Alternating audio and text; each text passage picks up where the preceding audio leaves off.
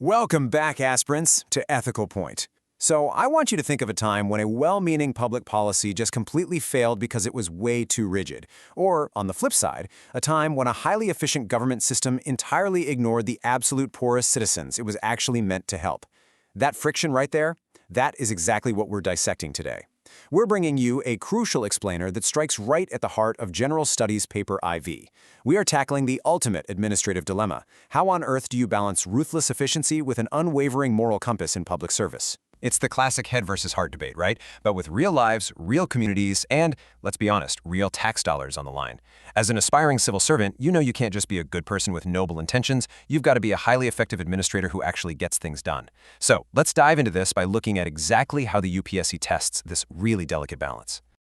Okay, so this is a direct hit from the 2025 previous year questions. It asks, for any kind of social re-engineering by successfully implementing welfare schemes, a civil servant must use reason and critical thinking in an ethical framework. 10 marks, 150 words. Now, honestly, when I first read this prompt, my skeptic alarm immediately went off. Because doesn't an ethical framework sometimes just mean layers of bureaucratic red tape that slow down progress and literally get in the way of executing a project? See, that is exactly the trap this question sets for you. The examiners want to see if you view ethics as a hurdle or as a foundation. And today we're going to break down exactly why ethics isn't a barrier to execution. In fact, it's the only way execution actually survives contact with the real world. So here's our quick roadmap for this explainer. We're going to kick things off by defining that heavy terminology, social reengineering. Then we'll look at reason as our efficiency engine, followed closely by ethics as our North Star. After that, we'll synthesize these two forces into the ultimate administrative persona, the moral technocrat.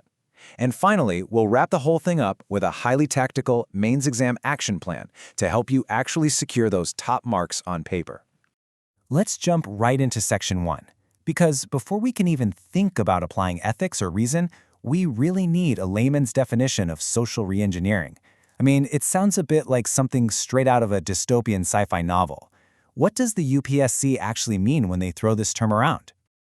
It's a really great question. Let's define it clearly right now so you can use it with total confidence. Social reengineering is an intentional, systematic, state-led effort to reform society. So, what's the layman's translation here? It's not just moving government funds from point A to point B or just building a new highway. No, it's about fundamentally shifting deep-rooted social behaviors, changing cultural norms, and actively driving a society toward equity, justice, and modernization. Basically, it's treating public policy as a heavy-duty tool for profound societal transformation.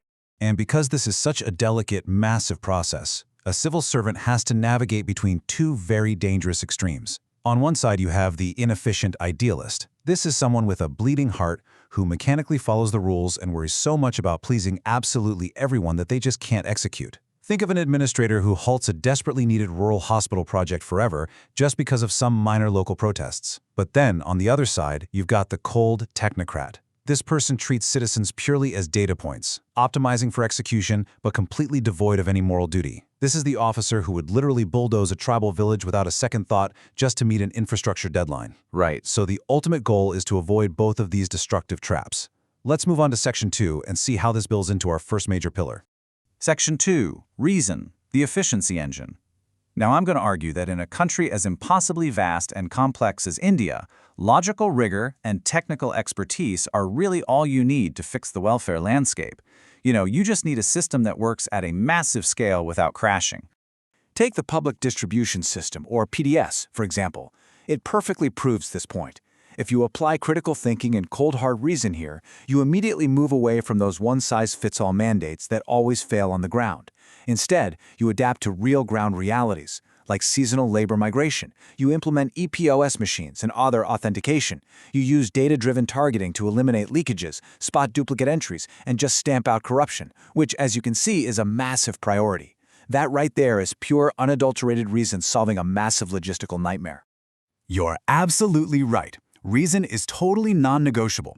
Reason asks the hard analytical questions, the how and the why. How do we deliver thousands of tons of food rations efficiently? Why is the supply chain leaking in this specific district?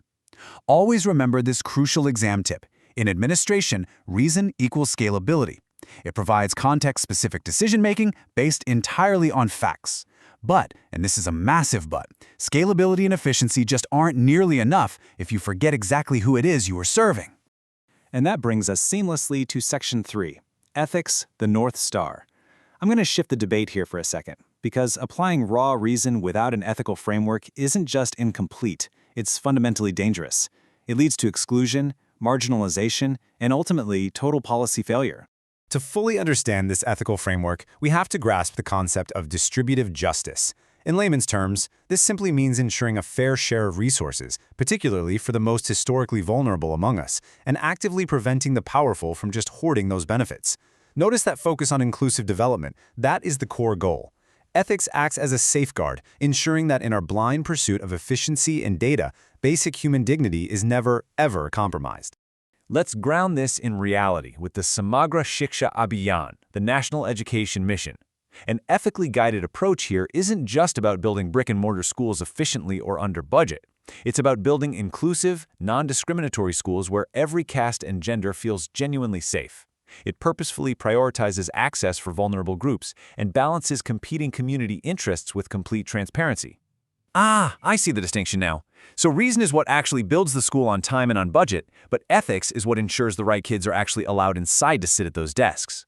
And this brilliantly illustrates the clash, and honestly the synergy, between the two. Just consider the modern challenge of bridging the digital divide by distributing laptops to rural students. If I put on my cold technocrat hat, my focus is entirely on the how and the why. I'm worried about global hardware supply chains, battery life, and distribution scalability. My ultimate outcome is sheer logistical efficiency. Exactly. But if you apply the ethical framework to that exact same project, your primary focus immediately shifts to the who. The solution becomes ensuring the software is actually coded in local dialects and that the hardware is physically accessible for students with disabilities.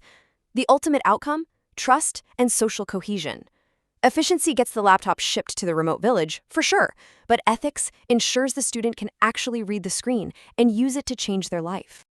Let's look at one more practical application to really cement this, MGNRGA. A purely logical approach relies strictly on traditional internal financial audits, just checking the math in a back office somewhere. But an ethical framework demands social audits. Because the beneficiaries themselves are checking the ledgers in a public village forum, ethics turns a top-down government scheme into a truly democratic process. This empowers the local communities to hold the system directly accountable, addressing ground-level realities like intentionally delayed payments and local corruption. Section 4. All right, you win, I concede the debate. You can't just be an efficiency engine, and you definitely can't just be a bleeding heart. True public administration, the exact kind the UPSC is desperately looking for, requires synthesizing both sides of the coin. Let's see what that actually looks like in practice. Enter the moral technocrat. This is the exact persona you need to project in your GS paper for answers. A moral technocrat is a civil servant who perfectly binds logical rigor, which is your efficiency, with moral duty, which is your equity. They don't view these concepts as competing forces fighting against each other, they view them as complementary tools. They are the ultimate agents of sustainable, long-term change. So the ultimate synthesis is basically this. If you try to re-engineer society without reason, your schemes fail by design. They simply collapse under their own logistical weight and lack of funding. But if you execute brilliantly without ethics, your schemes fail due to bias, exclusion, and a total lack of public trust. You absolutely must have both firing at the exact same time to create a feedback loop of genuine accountability. Now for arguably the most important part of this explainer. Let's transition to Section 5, the mains exam action plan. We've discussed the philosophy, the theory, and the real-world examples. Now, how do we confidently translate all of this into a high-scoring answer on your actual exam paper? First up, you want to start or end your answer with a really powerful, definitive statement.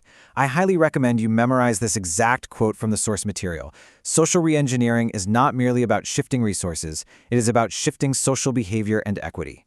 Dropping a precise, impactful line like this in your introduction signals immediate conceptual clarity to the examiner. Next, you've got to pepper your answer with high-yield vocabulary. Don't just say your goal is helping the poor, write that you are actively ensuring distributive justice and pushing for inclusive development.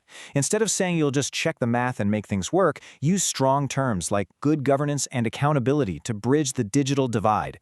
Grouping these terms conversationally in your paragraphs elevates your entire argument from just a layman's opinion to a seasoned professional administrator's strategy. Finally, when you're concluding your answer, give the examiner a forward-looking roadmap based on modern welfare administration. Start by pushing for civil servants to be explicitly trained in ethical reasoning. Then advocate for continuous innovation and open feedback mechanisms from the public.